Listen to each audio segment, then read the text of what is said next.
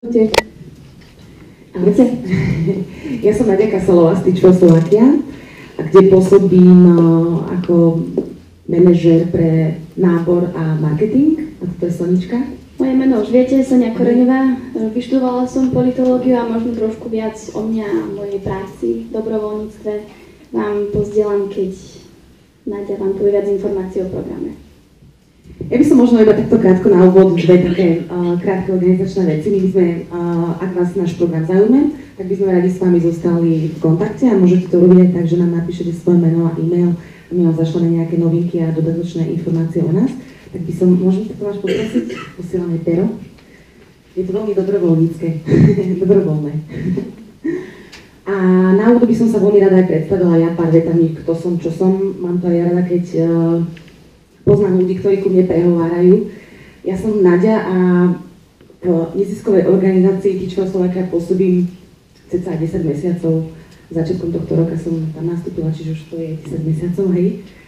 A predtým som dlho pôsobila v takej sfére biznisovej, korporátnej, nadnárodnej korporácie, kde som pôsobila ako brand manager a celý ten môj život bol taký celý okolo toho marketingu, ktorý som vyštudovala, je to mojou veľkou vášňou.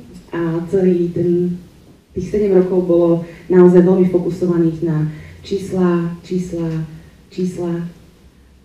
agentúry, externé, interné prostredie a veľmi veľa rôznych veľkých projektov. Veľmi ma tá práca bavila, ale v tom 7 roku mám také obdobie aj po svojom živote, že každý 7 rok sa mi niečo stane, nejaká veľká zmena a toto bola jedna z tých zmien.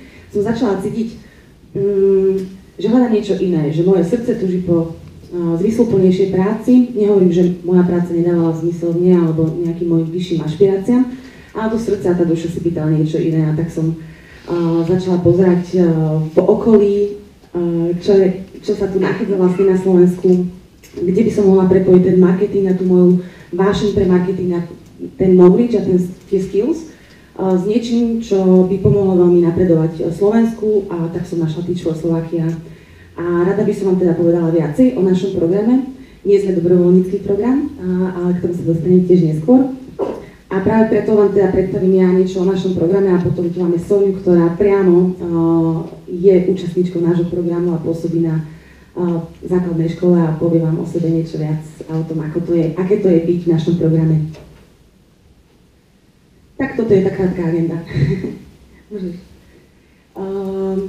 Ja by som sa chcela spýtať možno na začiatok vás, aká nejaká téma, ktorá teraz je taká aktuálna pre vás na Slovensku, čo riešite vo svojich mysliach, keď sa možno ráno zobudíte, alebo zaspávate, alebo sa stretnete pri pive s kamošmi, ktorá téma vo vás najviac rezonuje momentálne? Autobusy zadarmo. Autobusy zadarmo? Využívaš? Čo to tak je? Čo ešte? Dneska tu máme tému dobrovoľníctva. Výpovede zdravotných sestier. Výpovede zdravotných sestier, horúca téma. Veľmi. Utečenci. Voľby. Či sa veľmi blížia. Štátny rozpočet. Ako sa uplatniť po škole, na to ti môžeme odpovedať dneska. Super. Ja vám poviem to, čo riešime my v Teach for Slovakia a prečo sme teda vznikli a prečo náš zakladateľ a CEO Stanislav Bolodovič, ktorý dlhodobo pôsobí v tejto oblasti a snaží sa zlepšovať túto oblasť, v ktorej pôsobím my, tak u nás je to školstvo.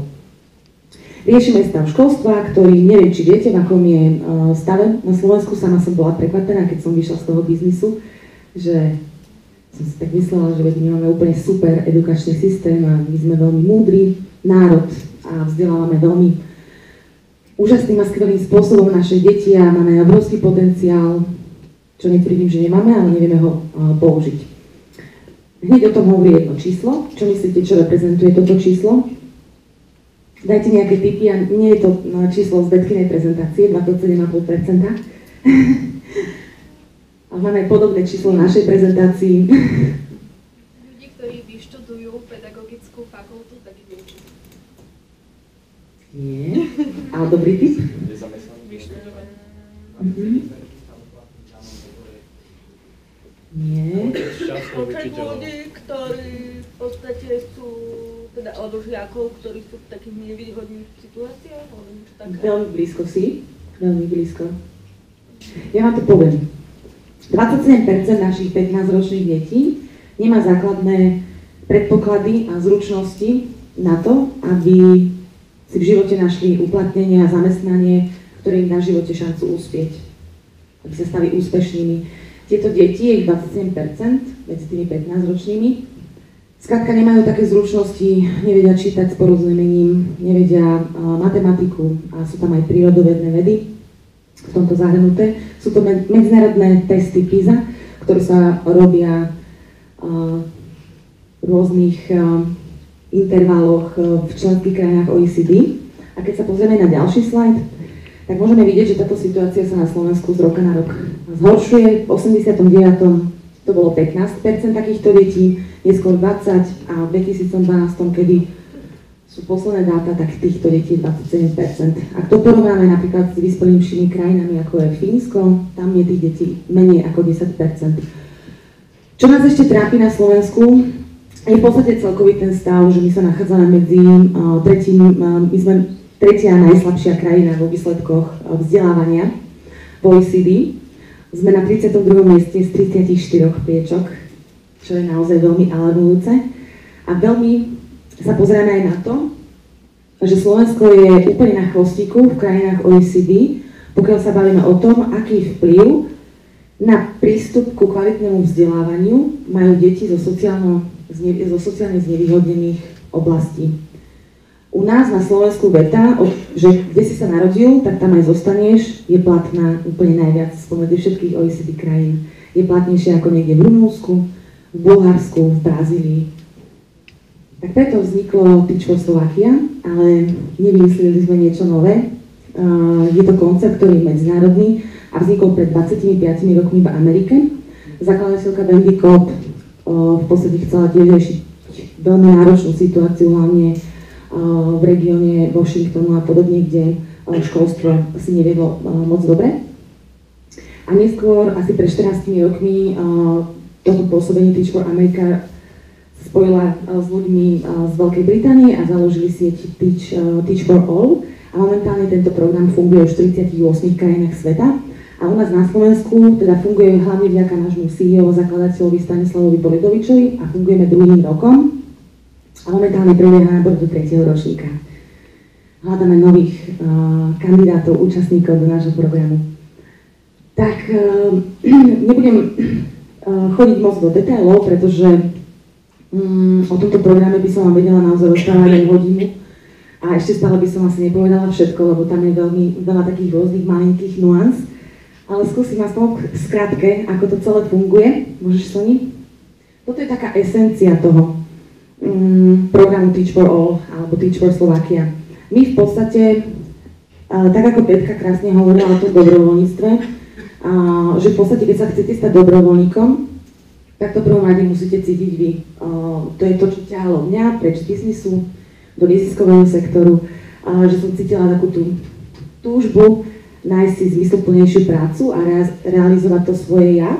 A takýchto ľudí my presne hľadáme, pretože tento náš program je veľmi vhodný práve pre ľudí, ktorí majú v sebe takúto sociálnu alebo spoločenskú zodpovednosť. Chcú sa podeliť o to, že oni mali šťastný život a mali kvalitné vzdelanie a narodili sa do úplných alebo šťastných rodín, nie ako ostatné deti niekde na pokraji sociálnej biedy a chudoby alebo spoločnosti a chcú im pomôcť. A na druhej strane sú to ľudia, ktorí, naši účastníci a kandidáti, ktorí hľadáme, sú to ľudia, ktorí chcú rozvíjať aj sami seba.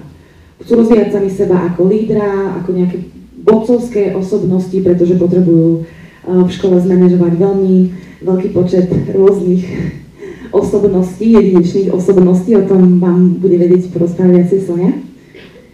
A náš program je nastavený tak ideálne, aby každý ten náš účastník naozaj počas 2 rokov získal a zveľadil svoje soft skills, či už to prezentačné schopnosti alebo komunikačné schopnosti, sú to manažerské, pedagogické schopnosti a podobne.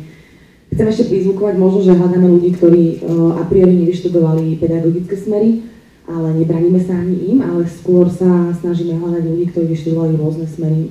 Medzi našimi účastníkmi nájdete vyštudovaných psychológov, biznismenov, manažerov, antropológov, novinárov a rôzne ostatné odbory. No takže toto je tá esencia toho nášho programu. Spájame ten leadership development a ten sociálny impact. A ten prierez niekde, alebo ten prienik týchto dvoch sfér, tak to je Teach for All, to je Teach for Slovakia. Že na jednej strane v podstate môžeš sa vydať ďalej. Hľadáme top talenty, hľadáme ľudí, ktorí naozaj spĺňajú veľmi veľa požiadaviek, ktoré my na kandidáta máme, lebo náš program je veľmi intenzívny a veľmi náročný, trvá 2 roky. Takže momentálne sme v tej fáze.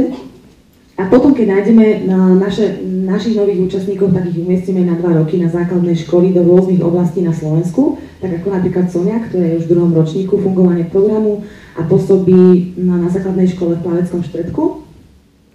A počas týchto 2 rokov teda naši účastníci učia deti a na druhej strane dostávajú od Teach for Slovakia rôzne školenia, tréningy, majú svojho vlastného mentora na akademický rast, majú osobného kauča, máme skvelú konzultantku pre komunity a teda naši účastníci sa takýmto spôsobom rozvíjajú ako manažeri, ako lídri, rozvíjajú svoje projektové myslenie a projektové riadenie. Stretávajú sa s veľmi zaujímavými ľuďmi spomedzi nášho networkingu. Našim patronom je Andrej Kiska, ktorý sa na dnes príde, tak sa tešíme, že ho tu budete mať a že vám odozdá perfektné diplomy. On náš program veľmi podporuje už od samotného začiatku a potom sú to aj lídri biznisu rôzni, ktorí nám pomáhajú, aby program mohol fungovať, pretože sme závisli určite na fundraisingu. Takže ESET, Anton Zajac, ktorý je zakladateľom a spolumajiteľom firmy ESET, ktorá je veľmi úspešná, je dokonca aj členom našej správnej rady, tak sa veľmi venuje našim účastníkom. Medzi prvým a druhým rokom, keď ste v programe, tak máte príležitosť ísť aj na zaujímavé stáže. A napríklad 2 z našich sa dostali do ESETu priamo v San Diegu, alebo tu v Bratislave, Google, Týždeň a podobne. No a tá práca na 2 roky, tak ona je full time a je platená. Nie je to dobrovoľníctvo, ale keď už som hovorila pri tom, že ako hľadáme tie top talenty, tak to, čo hovorila Betka, my u nás naozaj sa pozrieme na to, že aké máte skúsenosti, alebo ten kandidát, aké má skúsenosti s dobrovoľníctvom, pretože to nám predikuje práve aj ten fit. No, myslím fit do našej organizácie, alebo tá motivácia preto, aby ten človek vstúpil k nám, musí byť naozaj veľmi veľká, musí vychádzať od srdca. Inak by taký človek v podstate nevydržal 2 roky takto tvrdo makať. 12 hodín denne, 6 dní v týždni. A učitelia vôbec nemajú prázdniny a hlavne už nie tí naši. Na to som ešte chcela povedať, že naši sa vzdelávajú počas prázdnin. Takže my sa veľmi pozeráme na rôzne ukazovatele, ktoré ten ideálny kandidát z nášho pohľadu pre nás by mal mať a jedným z nich je aj dobrovoľníctvo. Tak by som vás chcela pozbudiť, aby ste robili dobrovoľníctvo. Je to úplne perfektná vec, naplní vás veľmi a potom určite vám pomôže aj v CV-čku.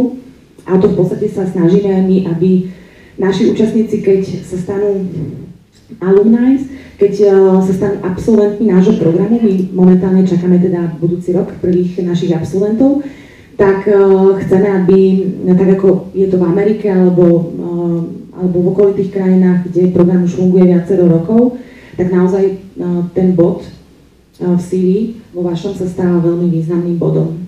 Pretože tí ľudia, ktorí poznajú tento program, ako funguje, poznajú to, že náš selektívny proces je naozaj veľmi výberový a veľmi náročný, že sa tam dostanú najlepší ľudia a tí najlepší ľudia, ktorí ešte obstoja v tejto ťažkej skúške počas 2 rokov, tak naozaj sú vyprofilovaní ako jasní vodcovia, manažeri, ktorí vedia fungovať v rôznych oblastiach, vedia vychádzať s rôznymi ľuďmi, vedia ich inšpirovať, nakloniť si na svoju stranu, vedia ich motivovať, vedia ich podporovať v raste, inšpirovať a podobne. No a to je vlastne našou intenciou, že vytvoríme neskôr aj takú sieť týchto našich absolventov, ktorí keď sa vrátia k tým odborom, ktoré vyštudovali po tých 2 rokoch v programe, tak budú naďalej vplývať na zmenu školského systému, pretože my sa snažíme vyprovokovať také trvalé zmeny školského systému na Slovensku a tento program má k tomu dopomôcť. Je to určite dlhodobý cieľ, ale veríme, že jedného dňa tie čísla, ktoré išli z 15 na 20-27%, začnú aj vďaka nám klesať a teda hlavne vďaka našim účastníkom. Napríklad Sonia, ktorá je vyštudovaná politologička, tak veríme, že jedného dňa môže nastúpiť na ministerstvo školstva, ako ministerka školstva a bude vedieť tým pádom, že bude mať zažitú takúto silnú skúsenosť, dvojročnú, naozaj na jednej z najťažších škôl vo veľmi zložitom a komplikovanom prostredí, tak je veľký predpoklad, že takýto človek bude vedieť naozaj robiť tie správne rozhodnutia, navrhovať správne zákony alebo novely na to, aby sa veci posunuli vpred tým správnym smerom. Či už to bude nejaký biznismen, ktorý neskôr bude podporovať chod našej organizácie alebo vytvárať nové kariérne príležitosti pre našich absolventov, alebo tu budú ľudia, ktorí, tak ako to funguje v zahraničí, teda v Amerike, niektorí z nich zostávajú, tí absolventi zostávajú v školstve, stávajú sa perfektnými riaditeľmi, lídrami, manažermi školy, alebo zakladajú vlastné školy, alebo sú skvelými žurnalistami, ktorí píšu na túto tému a poukazujú na tému, ako treba zlepšiť stav školstva, alebo aký ten stav v tom školstve vlastne je. No a teraz prenechám slovo Soničke, ale chcela by som vás poprosiť, ak sme vás zaujali a chcete si hľadať viacej informácií, tak ľudia choďte na náš web, alebo nás lajknite na Facebooku, tam sú stále čerstvé informácie o nás.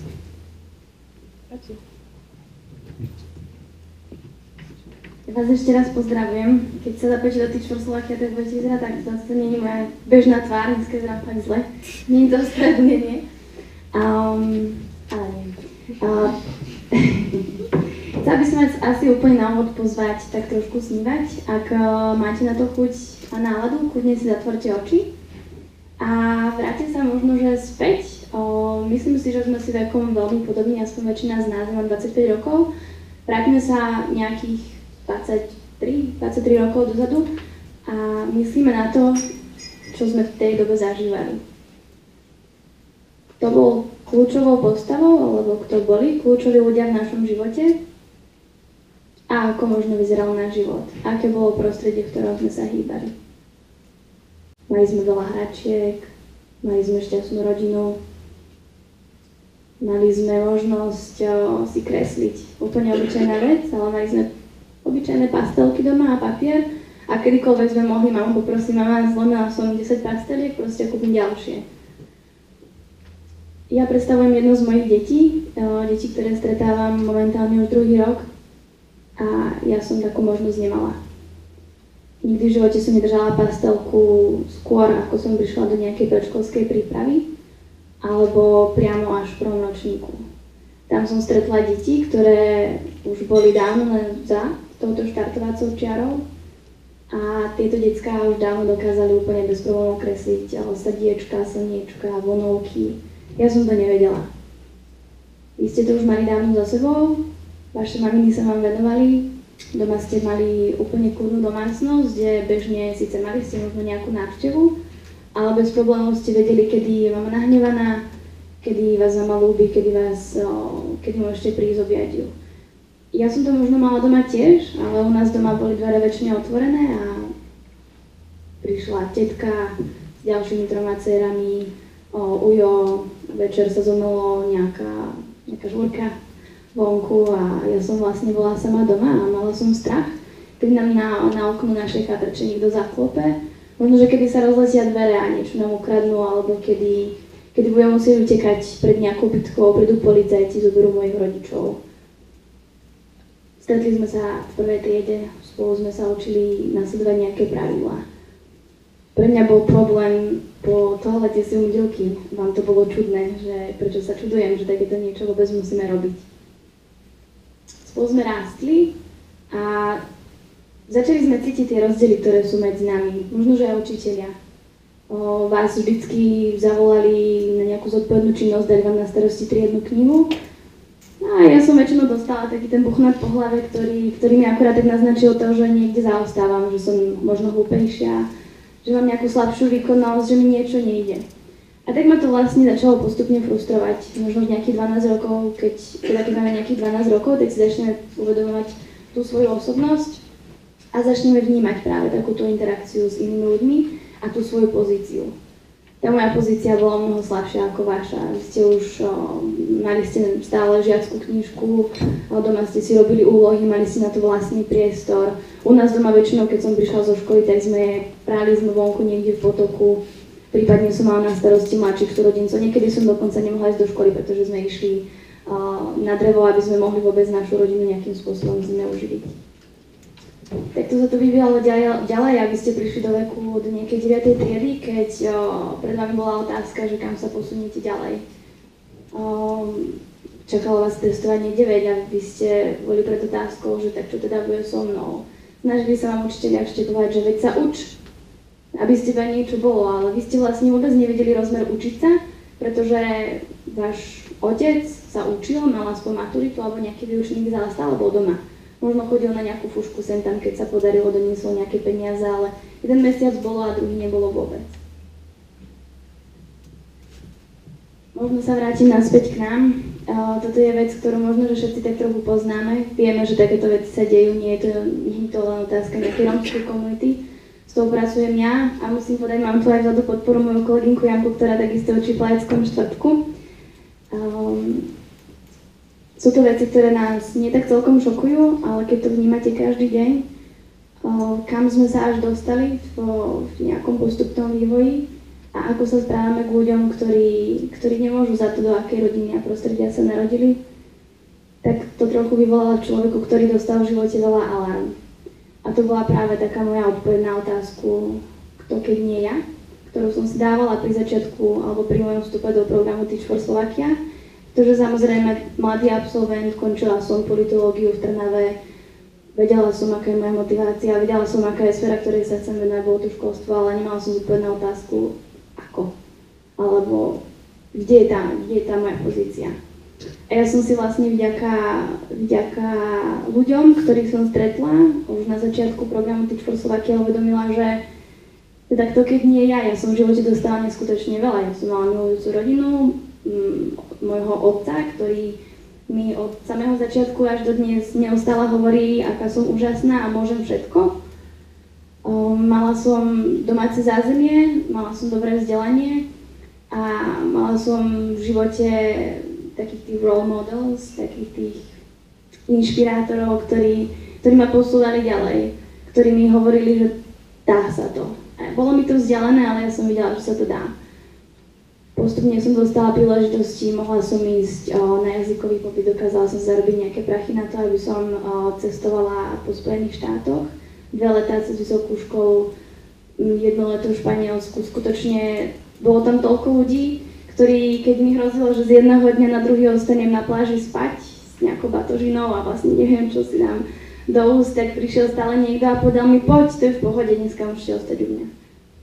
Čiže skutočne odpoveď na otázku, kto keď nie ja, je myslím úplne jednoduchá pre každého z nás. Každý z nás, verím tomu, asi v tejto sále musíme mať niečo, čo v našich životoch nás prinútilo dostať sa až spoločne do tejto miestnosti, že chceme od života viac. A mali sme na to pravdepodobne podmienky, prípadne niekoho, kto v nás vyvolal takúto dravosť alebo záujem. A teda druhá vec, alebo druhá otázka, ktorú sa vždy pýtam, možno aj sama seba ešte stále niekedy, keď nie teraz. Mohla som si kľudne povedať, že som mladá, mám 25 rokov, môžem ísť najprv do biznisu, spraviť si zázemie a môžem sa takýmto činnostiam venovať, možno keď budem mať 40-50. Ja mám vlastnú rodinu, vytvorené nejaké prostriedky, zázemie a budem pomáhať, možno že cez financie takým ľuďom, ktorí sa venujú práve v tej grassroots, ktorí sa venujú nejakej dobrovoľníckej alebo veľmi dobrej činnosti.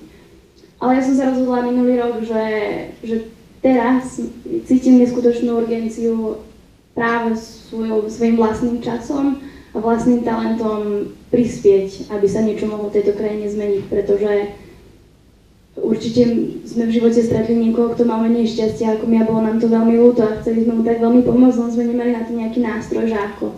Niekedy nedokážeme pomôcť priamo tomu človeku, ktorého stretneme, ale dokážeme prostredníctvom toho, že sme tam a toho, že inšpirujeme, vyvolať neskutočné veci v ľuďoch. Ja mám možnosť každý deň stretávať tieto deti a je to skutočne ťažké. Tie decká každý deň bojujú aj so mnou, s inými ľuďmi a pýtajú sa otázku, prečo by som sa mal učiť. A ja na to niekedy skutočne nemám odpoveď úplne jednoznačnú, ale cítim, že len tým, že som tam, tak dokážem dať rozmer taký ľudský a dokážem ukázať niekomu, že ho mám rád a to je jedna z našich najzákladnejších potrieb. Milovať a byť milovaný. A vtedy sa stávajú rôzne zázraky. Možno, že to nie je úplne k téme dobrovoľníctva, verím tomu, že to je obrovská časť toho, práve čo aj Betka spomínala, nejaké tie sociálne interakcie. My cítime, že tu na tejto zemi máme nejaký dôvod a máme chuť to nejakým spôsobom multiplikovať ďalej. Čiže základná vec, možno ktorú by som chcela ešte ďalej počiarknúť, každý máte tú silu robiť niečo skvelé a veľké a možno sa len pýtajte ako, aké máte dary a ako ich môžete využiť. Dobrovoľníctvo môže byť vec taká, ktorú robíme my, ale samozrejme aj iba taká vec, že budete tráviť jeden deň v týždni, hodinku pri starých ľuďoch, s ktorými sa porozprávate.